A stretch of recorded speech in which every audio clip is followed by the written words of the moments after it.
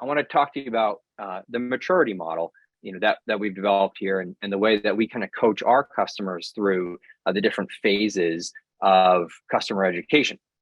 If you look at the left, and we'll start over in the most the traditional side, where we have the chaotic approach or the chaos phase. This is where we see actually a lot of companies, particularly small and mid-sized companies, getting started. And we call this the chaos phase. Is really just, frankly, it's just reactive training.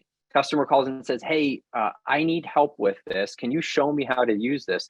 And then the CSM spins up a webinar. It actually turns into a training session.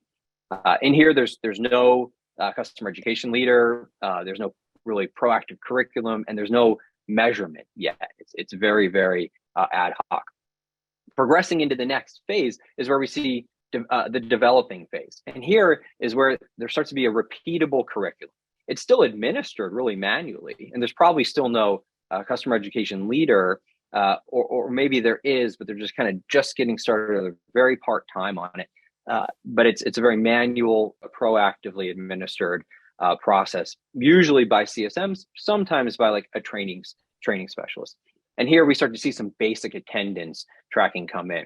And by the way, as I'm walking through these, I want everybody to think about where does your company fall in this curve? I'm actually going to put a poll up in a few minutes after we get through this to kind of identify where you fall in this curve.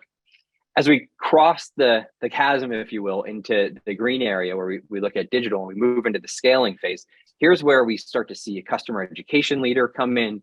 Here's where we see the first signs of a digital academy coming in, although it's probably really isolated in use, maybe just for onboarding.